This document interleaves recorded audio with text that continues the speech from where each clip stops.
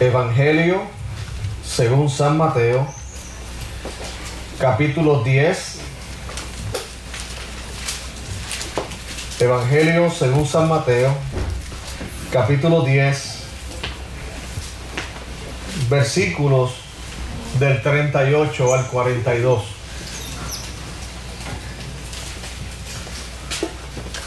Evangelio según San Mateo, capítulo 10, versículos del 38 al 42.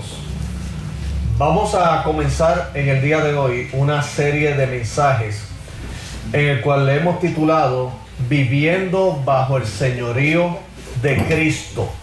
¿Ok?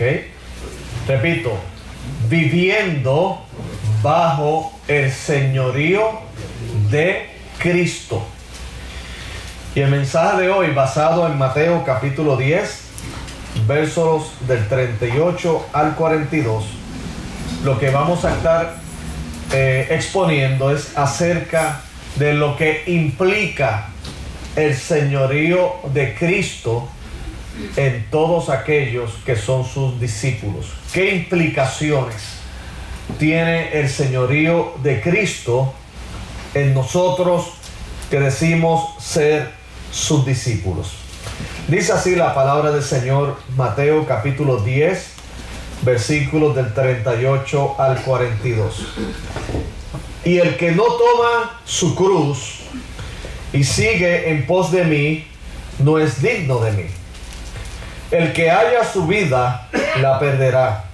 Y el que pierde su vida por causa de mí, la hallará. Dice, continuamos, el que a vosotros recibe, a mí me recibe. Y el que me recibe a mí, recibe al que me envió.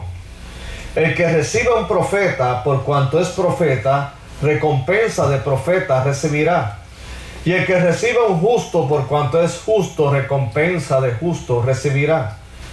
Y cualquiera que dé a uno de estos pequeñitos un vaso de agua fría solamente, por cuanto es discípulo, de cierto os digo que no perderá su recompensa. Pueden sentarse, mis queridos hermanos. Cuando nosotros confesamos a Jesucristo como nuestro Señor y Salvador personal, debemos reconocer que primeramente Dios, a través de la persona de Cristo, nos está perdonando los pecados, que en ese perdón de pecados involucra que el Señor, a través de la obra del Espíritu Santo, va a transformar nuestras vidas. O sea que no solamente, como dice en 2 de Corintios capítulo 5 verso 17, que de modo que si alguno está en Cristo, nueva criatura es, las cosas viejas pasaron y aquí todas son hechas nuevas. Esto no solamente dentro del término posicional, sino que de manera práctica en nuestra vida tengo que vivir como la nueva criatura que el Señor a sí mismo se ha propuesto hacer en mi vida, en tu vida y en nuestra vida. O sea que somos transformados por la gracia de Dios. Y esa es la vida de un verdadero discípulo de Cristo. Y un discípulo, como dije al principio, ha confesado que Cristo es el Señor y Salvador de su vida. Y que el ser Señor y Salvador es un evento que solamente se repite en una vez en nuestras vidas y se expresa diariamente en nuestra vida cotidiana. Digo esto porque en algunas teologías o en algunas doctrinas han hecho como que los creyentes somos salvos por haber creído en Cristo como Salvador, pero solo si lo aceptamos como Señor en nuestras vidas es que vivimos como sus discípulos. Como si Señor y Salvador fueran dos cosas divididas. Acepto a Cristo como Salvador, soy salvo del pecado y puedo vivir toda una vida en desobediencia a Dios, como algunos le llaman el mal denominado cristiano carnal, vive su vida a espaldas de Dios, y cuando él decida, entonces hace a Cristo Señor de su vida. Yo no veo tal separación en las Sagradas Escrituras. Yo veo que todos aquellos que entraron en una genuina relación con Dios por medio de la fe, Jesucristo en ese momento viene a ser Señor y Salvador. Salvador por lo que Él hizo en la cruz, y como Señor aquel que tiene control de nuestras vidas, aquel que dirige nuestras vidas, aquel que bendice nuestras vidas. Así que esta serie de mensajes va respondiendo a esa verdad bíblica de que Cristo es nuestro Señor y es nuestro Salvador. Repito, como Salvador nos ha salvado del pecado, de las consecuencias del pecado. Y como Señor es quien dirige nuestras vidas, y por lo tanto debemos usted y yo caminar sometidos a Él, reconociendo que el señorío de Cristo es una gran bendición para nosotros. Porque antes de conocer a Cristo como Señor y Salvador, usted no se crea que era tan libre, porque algunos pueden llegar a pensar, bueno, ahora lo que usted me está diciendo, pastor, es que ahora yo voy a estar privado de mi libertad, puesto que ahora estoy bajo el señorío de Cristo. Óigame, es que usted y yo nunca fuimos libres. Porque dice la Biblia que si el Hijo os libertare, seréis ¿qué? Verdaderamente libres. La condición sin Cristo es una condición de esclavitud espiritual.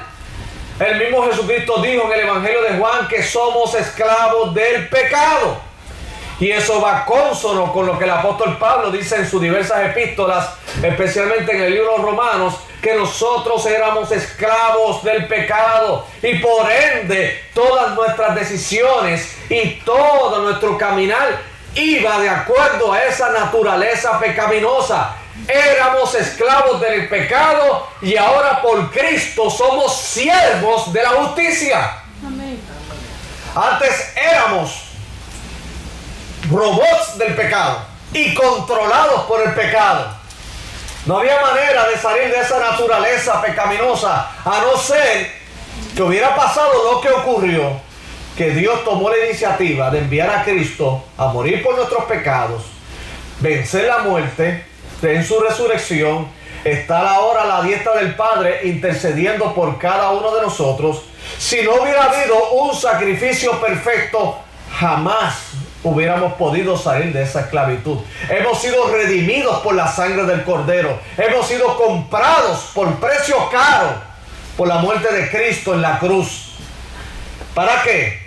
Para que, habiendo sido libertados del pecado, ahora vengamos a ser siervos, esclavos, pero de la justicia, sirviéndole a nuestro Señor Jesucristo.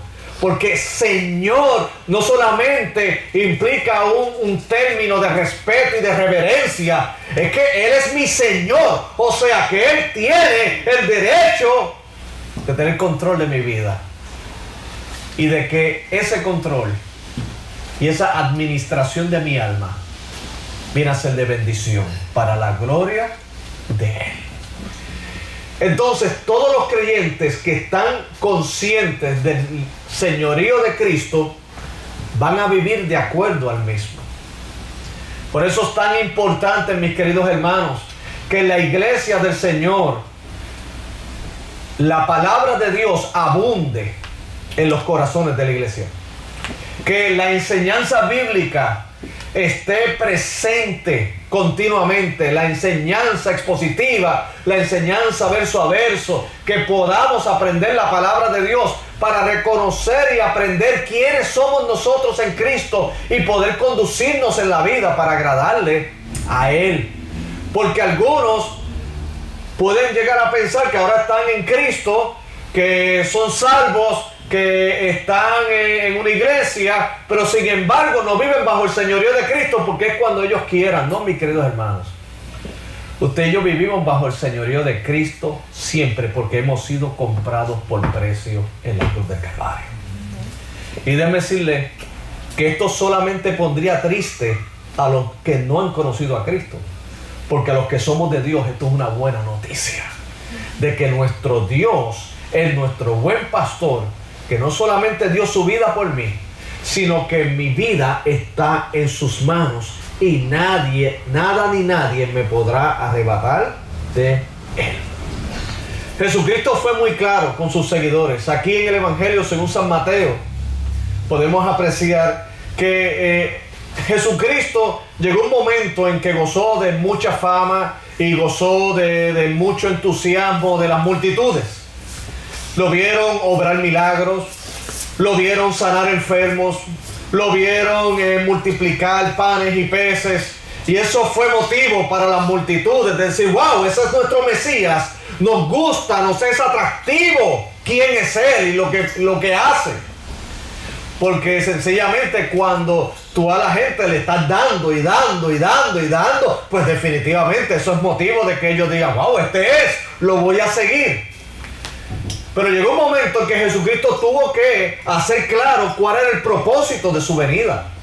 El propósito de su venida no es simplemente darle pan a la gente, no. Es algo mucho más elevado. No es simplemente sanarlos de una enfermedad que luego posteriormente, cuando pasen los años, morirán de otra situación. El propósito de Cristo no es simplemente en aquel momento resucitar muertos y ahora seguirlo haciendo, porque llegará un momento en que la Biblia dice que entonces los que están en Cristo resucitarán. Todos esos eran señales que apuntaban hacia su carácter mesiánico y eran muy importantes. Y debe decirle que Dios tiene misericordia de nosotros continuamente hoy día. El Señor nos bendice, el Señor nos provee, el Señor nos da muestras de su amor. Pero lo más importante que Él vino a hacer era salvar nuestras almas, cambiarnos de un estado de oscuridad y de opresión para uno de libertad que solamente se encuentra, y parece como si fuera una contradicción, que nuestra libertad solamente se halla cuando estamos bajo el señorío de Cristo. Solo bajo su señorío es que yo puedo manifestar y participar de la verdadera libertad que tienen los hijos de ¿qué? De Dios.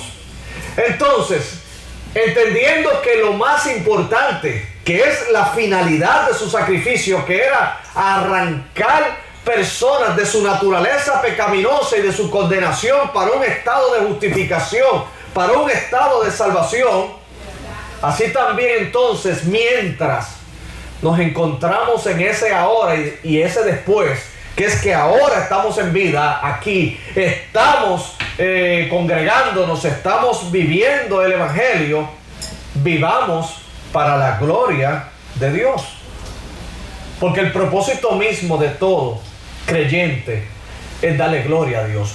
Su satisfacción y mi satisfacción, nuestra satisfacción, tiene que ser en darle gloria al nombre de Cristo. Y a Cristo lo siguieron las multitudes, pero llegó un momento en que él tuvo que decir: bueno, yo vine aquí a levantar discípulos. Discípulos no solamente son aquellos que continúan aprendiendo, sino son aquellos que siguen al Maestro. Y entonces en este pasaje que leímos en el verso 38, él le dice a estas multitudes que el que no toma su cruz y sigue en pos de mí, no es digno de mí. Esto aparentara como si Cristo, en lugar de ganar multitudes, quisiera entonces tener menos seguidores, ¿verdad? Porque tanto para la audiencia original como para nosotros, esto no luciría muy atractivo. Porque aquel que está haciendo milagros, aquel que tiene misericordia, aquel que está dándole bendiciones a la gente, de momento está diciendo: bueno, el que quiera seguir en pos de mí, tiene que negarse a sí mismo, tomar su cruz y seguirme. Que para ese tiempo, cargar la cruz, ellos estaban muy claros en qué era cargar la cruz. Porque la cruz era la pena de muerte para todos aquellos criminales, para todas aquellas personas que le habían hecho daño a la sociedad, que eran considerados como si fueran escorias. por causa de sus actos delictivos. Eran personas despreciadas. Y era la forma de pena de muerte más cruel que existía entre los romanos y la sociedad de ese entonces. Y él le dice a ellos: el que quiera seguir en pos de mí, o sea, todas estas multitudes que ahora están detrás de mí, si ustedes realmente están genuinamente interesados en seguirme a mí, entonces niéguese a sí mismo, tome su cruz y sígame. Porque dice: el que haya su vida, ¿la qué? La perderá. Y el que pierde su vida por causa de mí, ¿qué? La hallará. Wow. Óigame, eso no es un mensaje popular. Usted sabe que los políticos, antes de la campaña, dan unos discursos populares. ¿Cuáles son? Voy a quitar impuestos. Voy a hacer más trabajos. Les voy a dar más beneficios. Vamos a tener más derechos. Aumentar los sueldos. Oh, aumentar los sueldos. Ese es clásico, hermano. Y usted sabe muy bien que con eso se ganan las masas. Y luego que juramentan, resulta que no pueden hacerlo. Claro que ellos sabían que no podían hacerlo.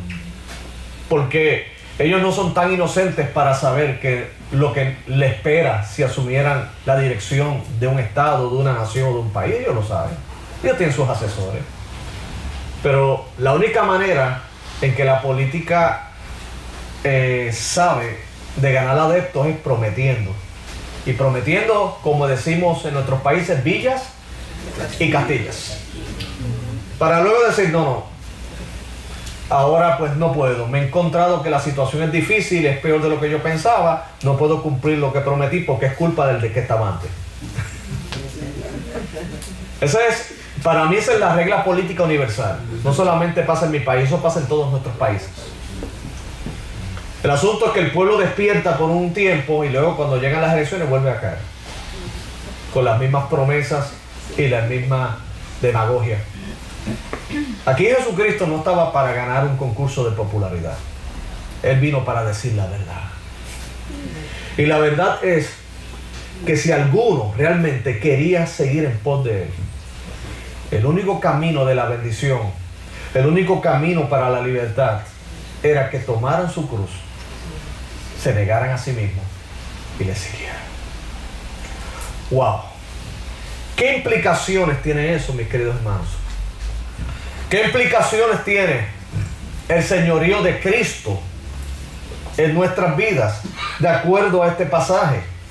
Primeramente, el señorío de Jesucristo en nuestras vidas significa confesar y obedecer a Cristo. Repito, vivir bajo el señorío de Cristo de acuerdo a las demandas que están expresadas en el Evangelio según San Mateo, capítulo 10, verso 38, es confesar y obedecer a Cristo. Sabemos que dentro de nuestras teologías y de nuestras culturas y tradiciones que hemos heredado de cómo hacer evangelismo, se nos ha dicho: no, si usted llega por primera vez a una iglesia, venga y confiesa a Jesucristo como su Señor y Salvador personal, y eso es maravilloso. Pues claro, y a todos aquellos que lo hacen genuinamente, hermano, eso es una bendición. Y sabemos que nuestros nombres serán escritos y son escritos en el libro de la vida, y que tenemos una relación con Dios por siempre y para su gloria. Ahora, el que es un verdadero discípulo de Cristo no solamente es aquel que levantó la mano una vez y luego se le olvidó todo lo que hizo ese día. Porque lo que nos salva no es una mano levantada ni repetir una oración, es la sinceridad de nuestro corazón por la influencia y la obra eficaz del Espíritu Santo en nuestros corazones. El que es genuino. Hay algunos que han levantado una mano y han repetido una oración como el papagayo, y así mismo ha quedado como el papagayo, algo que alguien los dirigió para hacerlo, alguien los contó como si fueran personas convertidas, pero la Biblia dice que por sus frutos tú los vas a conocer. Y nunca dan fruto. Pero alguien luego dijo: no da fruto, pero es que el muchacho es un cristiano carnal. Que de hecho eso es como una contradicción, cristiano carnal. No, es que es carnal. Entonces pasan los años y se comporta como los hijos de Elí, como dice la Biblia. haciendo daño en el templo, poniendo en deshonra el nombre de Cristo. Y la gente dice, no, pero él es creyente. O sea, que él hace obras que ni el diablo se atrevería a hacer. Y aún así, la iglesia o algunas teologías dicen, no, es que es un hijo de Dios. Y el diablo lo mira y dice, no, ni mío es. Ni mío es. Porque yo por lo menos niego abiertamente a Cristo. Este es hipócrita, este dice que lo sigue y mira todo el daño que hace. Porque un verdadero hijo de Dios, mi querido hermano, no es perfecto en esta vida, pero camina en arrepentimiento. Camina en arrepentimiento.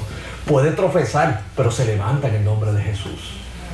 Puede cometer fallos y en algunos momentos hasta pecados, pero el Espíritu que mora en él lo va a convencer de pecado, de justicia y de juicio, y lo llevará al arrepentimiento y seguirá creciendo para la gloria de Dios.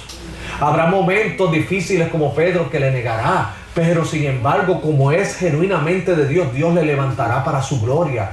El verdadero hijo de Dios camina en pos de la santidad. El que dice profesar a Jesucristo y vive continuamente en una vida licenciosa, en una vida de pecado y de abierta desobediencia a Dios, dice la Biblia en 1 de Juan que ni le ha visto ni le ha conocido. Porque el que ha nacido de Dios es una persona no perfecta en esta vida, es perfecta ante los ojos de Dios por el sacrificio de Cristo, pero es alguien que camina en humildad y en sometimiento a Dios. Entonces, le confesaron como Señor y Salvador de la vida. Pero el verdadero Hijo de Dios, cuando vengan las pruebas, va a seguir confesando y creyendo en Cristo Jesús.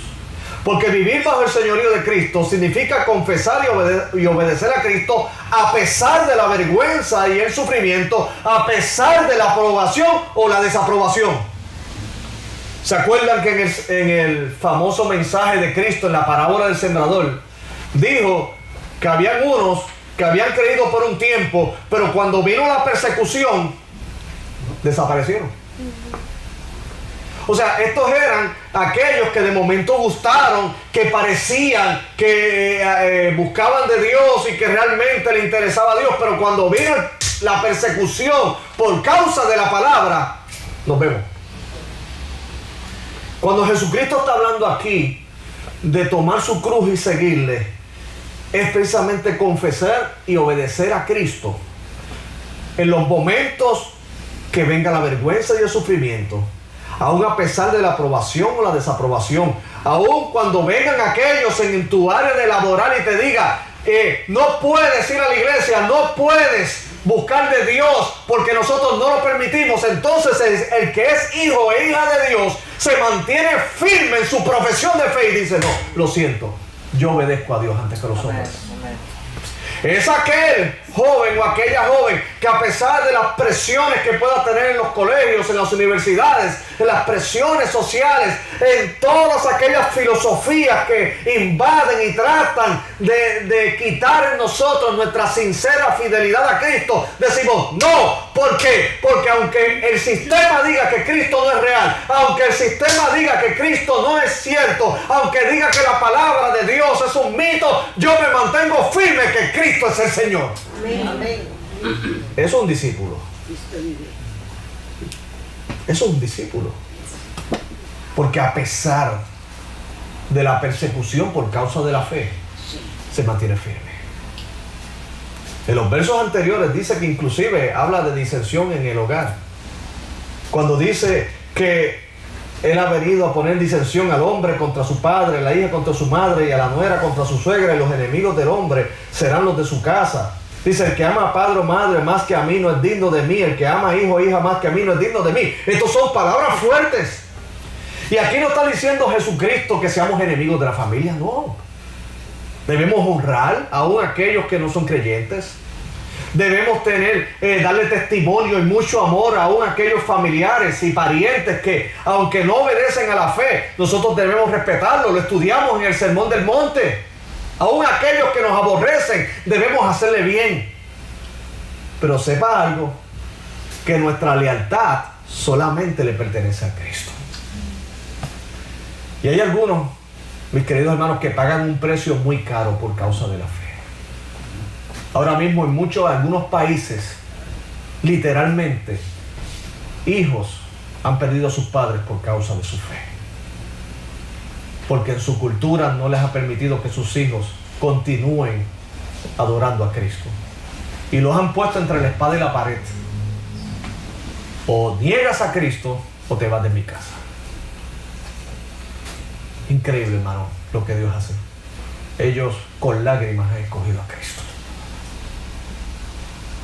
Otros le han puesto entre la espada y la pared sus trabajos. O Cristo o el trabajo. Y han dicho, Cristo. Yo sé que Dios va a tener cuidado de mí y me va a proveer. Esto no es nuevo.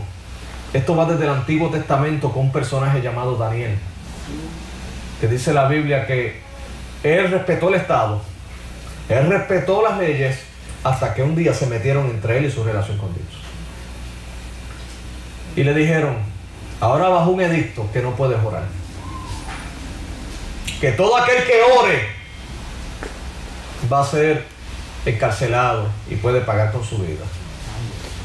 ¿Qué hizo Daniel? Fantástico. Abrió las ventanas y oró. No es que retó, él siguió haciendo lo que estaba haciendo siempre. Oró. Porque ¿sabes algo que yo aprendo de esa historia de Daniel? Es que tus rodillas y mis rodillas pertenecen solamente a Cristo. Aún con el precio que se haya que pagar. Sabemos que el fin de la historia es que Daniel fue echado al foso de los leones, pero Dios convirtió a esos leones en unos gatitos bien bonitos, bien mansos. Porque la historia dentro de todos esos eventos en el libro de Daniel es que Dios es soberano aún en Babilonia. Y Dios es soberano en Nueva York. Amén. Dios es soberano en los Estados Unidos. Amén. Dios es soberano del universo. Amén. Por lo tanto, nuestra lealtad y nuestro servicio es al único soberano Dios. Amén. Y confesar y obedecer a Cristo a pesar de la vergüenza y el sufrimiento, a pesar de la aprobación, desaprobación, a pesar de nuestras decepciones y a pesar de nuestras depresiones. Porque hemos tenido momentos de confusión, hemos tenido batallas espirituales terribles donde por las circunstancias que nos están ocurriendo a nuestro alrededor, injusticia por un lado, injusticia por el otro lado, situaciones que pasan en los hijos, situaciones que pasan en el matrimonio, y cuando estamos en los secretos, Satanás susurra en los oídos: ¿de qué te vale seguir a Cristo? Así como Satanás se le presentó a Cristo en la tentación del desierto, que lo trató de persuadir en 3 ocasiones para desobedecer a Dios, así también nos trata a nosotros de persuadir, de convencer. Y eso que llevas tanto tiempo en la iglesia y las cosas no parecen salir bien, y tanto que llevas sirviendo al Señor y mira lo que está ocurriendo en tu matrimonio, en tus hijos, en tu trabajo, no vale la pena. Dale la espalda, quítate ese problema de encima. Y es fuerte, hermano. Pero ¿sabe algo? Llega un momento en que aún con mucha debilidad nos unimos a la oración de Job, que dijo: yo sé que mi Redentor vive. Yo sé que todo esto está pasando, pero mi Redentor vive y me va a sacar de esto. Así que, diablo mentiroso, para los que aman a Dios todas las cosas ayudan para bien. Amén. Y el Señor me sacará. Como dijo los amigos de Daniel antes de proceder al siguiente punto, cuando fueron arrojados al horno de fuego, ¿se acuerdan lo que le dijeron a Nabucodonosor? Fue lo siguiente: pero sepan, Nabucodonosor, que no nos vamos a arrodillar frente a tu estatua. No nos vamos a arrodillar, porque acuérdense, Babilonia en términos espirituales es todo este sistema que hoy vivimos, imperado por Satanás y sus demonios y todo lo que es antagónico a Dios. Y lo que se están peleando son nuestras rodillas. No se da cuenta que en el caso de los amigos de Daniel era que se postraran frente a la estatua, y en el caso de Daniel era que dejara adorarlo. O sea, no te arrodilles, y si te arrodillas, arrodíllalo ante lo incorrecto. Y los amigos de Daniel dijeron, sepas que no lo vamos a hacer. Y que sea que Él nos libre, o sea Dios, o no nos libre, no nos vamos a arrodillar. O sea que ellos fueron al horno de fuego con la esperanza de que Dios los fuera a sacar de allí. Pero le dijeron, pero aún si no nos saca, sepas que vamos a seguir con la misma decisión. Porque es un asunto de convicciones. Los hijos e hijas de Dios tienen convicciones. Los caballeros decimos no a la tentación para proteger nuestros matrimonios para la gloria de Dios. Convicciones. Allí no son nuestras pasiones, porque si fuera por nuestras pasiones decimos que sí al momento de la tentación. Lo que siempre se dilucida son convicciones. Aún con la pasión y con la debilidad, si decimos no, porque mi familia le pertenece a Dios y yo tengo que ser un buen sacerdote de mi hogar, no. Aunque mis pasiones y mi carne se vayan en esa dirección, yo soy un discípulo de Cristo, por lo tanto voy a obedecer a Dios y voy a cuidar de mi familia. Lo mismo las damas, lo mismo los hijos con los padres. Viviendo bajo el señorío de Cristo significa confesar y obedecer a Cristo. Pero no solamente eso, sino también significa morir a nosotros diariamente. Porque dice que no solamente es tomar la cruz, sino dice que también es negarnos a nosotros mismos, dice en otra versión. Morir a nosotros mismos. Tomar la cruz es morir a nosotros mismos. Sí, es que es morir a nosotros mismos. Lo voy a tratar de explicar de la manera más sencilla. Y es, morir a nosotros diariamente es hacer que los intereses de Él sean mis intereses. No tratar de convencer a Dios que mis intereses deben ser los de Él.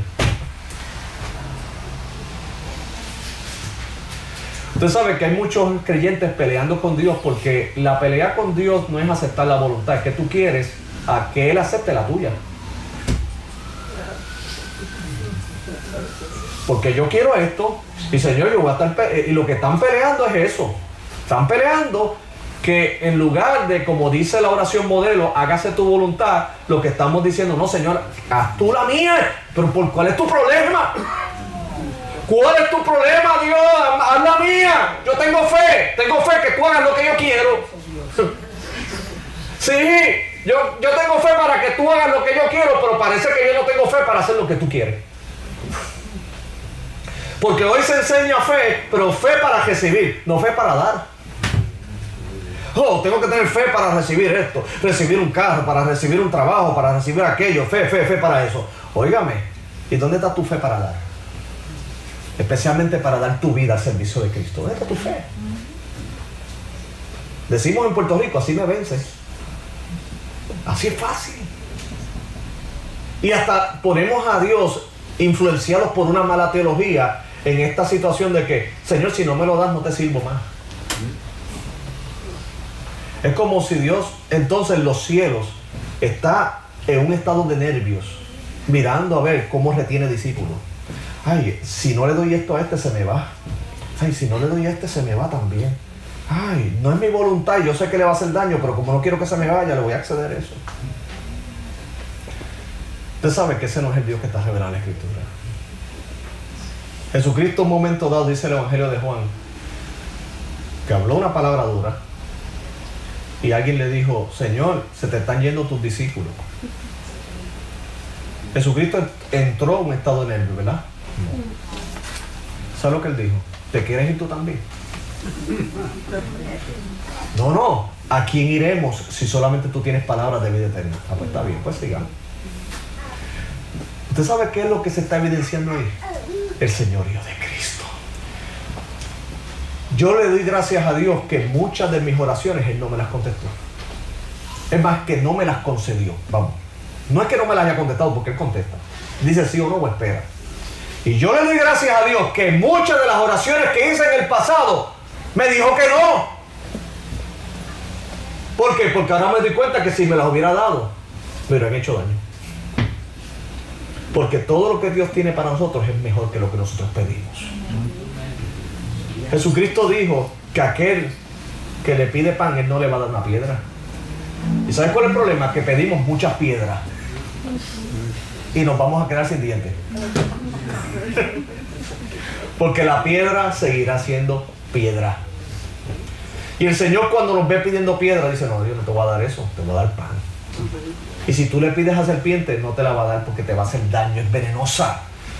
¿Usted sabe cuántas veces, por la ignorancia de nuestra naturaleza pecaminosa, yo le pedí cosas que no convenían, y ahora entiendo que Dios siempre ha tenido la razón? Si Dios no te ha concedido lo que tú estás pidiendo, dale gracias a Él, porque tiene algo mejor para ti. ¿Por qué? Porque nuestro Señor es misericordioso y es fiel y justo. Morir a nosotros diariamente implica que sus intereses son mis intereses, que su plan es mi misión y que su voluntad es mi pasión. Es encontrar total satisfacción en lo que es Él, porque reconozco que su señorío le es agradable a mi vida. Y por último, y no menos importante, caminar en el señorío de Cristo no solamente significa, de acuerdo a este pasaje, confesar y obedecer a Cristo. No solamente significa el morir a nosotros diariamente, que es que sus intereses sean mis intereses y que su plan sea mi plan y su pasión sea mi pasión. También significa que, ¿sabes qué? Dios bendice a sus discípulos. Algunos, cuando leen este pasaje, lo dejan solamente en el verso 39, pero nosotros leímos hasta el verso 42. Y es que a los discípulos les dice: al que vosotros recibe, a mí me recibe. Y el que me recibe a mí, recibe al que Él me envió. El que recibe un profeta, por cuanto es profeta, recompensa de profeta recibirá. Y el que recibe un justo, por cuanto es justo, recompensa de justo recibirá. Y cualquiera que dé a uno de estos pequeñitos un vaso de agua fría solamente, por cuanto es discípulo, de cierto os digo que no perderá que es su recompensa. ¿Sabe algo? Hay un costo en seguir a Cristo, pero también una bendición en seguir a Cristo. Amén. Lo que me dice aquí es que cuando un discípulo genuino de Cristo le sigue y paga el precio por Él, Dios lo bendice. Dios lo bendice. Dios aquí nos dice en su palabra que precisamente hay una recompensa, hay unas bendiciones, queridos hermanos. Oh, mis queridos hermanos, nosotros no tenemos un Dios en los cielos que se goza del sufrimiento de sus hijos. Tenemos un Dios en los cielos que es misericordioso y que nos ama y que comprende las batallas. Y cuando Él ve a su iglesia, a sus creyentes y a sus discípulos caminando militantemente y en obediencia a Él, no solamente tenemos una bendición en nosotros, tenemos refrigerio en nuestra alma y en nuestra vida, sino más en la vida eterna que Dios ha preparado para nosotros. Hay una gran bendición en seguir a Cristo, pero es viviendo bajo su señorío. Si somos genuinamente de Cristo, le reconocemos como Señor y Salvador. Es indivisible. No hay tal cosa como que entonces yo sigo a Cristo, yo le creo a Él como Salvador, pero yo me voy a someter a sus preceptos cuando yo quiera. No, eso no es un discípulo. Eso no es un discípulo. Ese no es el discípulo que la Biblia presenta. La Biblia nos presenta que aquellos que le creyeron a Él como Señor, como Salvador, también le han recibido como Señor de su vida y caminan en obediencia a Él. Son aquellos, y voy terminando, que confiesan y obedecen a Cristo a pesar de la vergüenza y el sufrimiento, a pesar de la aprobación o a pesar de la desaprobación. Significa morir a nosotros diariamente. Y recuerde, es que sus intereses son mis intereses. Su pasión es mi pasión. Su plan es mi misión. Y significa también que vivir bajo el señorío de Cristo es que Él nos va a bendecir. ¿Por qué? Porque Él tiene el control de todas las cosas. Él nos guarda. Estamos en la palma de sus manos y nada ni nadie nos podrá arrebatar la iglesia. Nada ni nadie. Culmino con estas palabras del apóstol Pablo en Romanos 8, que dice, somos más que vencedores por medio de aquel que nos amó. De modo que ni la vida, ni la muerte, ni ángeles, ni principados, ni potestades, ni lo presente, ni lo porvenir, ni lo alto, ni lo profundo, ni ninguna otra cosa creada nos podrá separar del amor de Dios que es en Cristo Jesús, Señor nuestro. Amén. Y eso es una promesa para los discípulos de Cristo. Denle un aplauso al Señor y vamos a orar. Señor y Padre, te doy gracias en esta linda mañana. Gracias, Dios, porque nos has permitido adorarte, Señor. Nos has permitido reunirnos como iglesia, Señor, para tener convivencia y comunión primeramente contigo y unos con los otros. Y lo más importante, Señor, recibir tu palabra, Dios. Tu palabra es la verdad, Dios. Así que, Padre Dios, nos sujetamos a ella. Y te pedimos, Padre, en el nombre de Jesús, que, Señor, cumplas tu propósito en nuestras vidas, Dios. Señor, reconocemos nuestras debilidades y aún con temor y temblor, Señor, en nuestra alma, decimos, Señor, haz tu voluntad en nosotros. Porque reconocemos, Señor, nuestra condición, que somos polvo, Dios.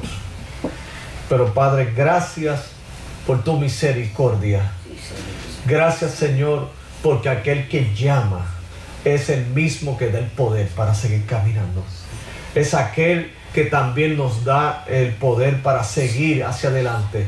Es aquel que nos guarda y nos llevará a nuestro destino, que es en el reino de los cielos contigo. Gracias, Dios, y te pido, Padre, una bendición muy importante sobre mis hermanos y hermanas aquí, Dios. Bendíceles, Señor, y que, Padre, nuestra iglesia, Señor, se caracterice por ser una cuyos miembros son discípulos tuyos, Dios. No perfectos, reconocemos, Señor, nuestras debilidades, pero que estamos claros de tu señorío.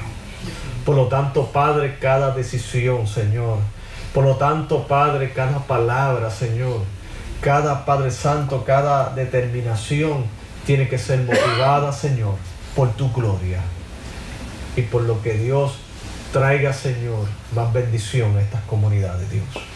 Así que, Padre, gracias, y a ti sea la gloria por siempre, en el dulce nombre de Jesús. Amén, amén y amén. Dios les bendiga. ¿Quién vive, hermanos?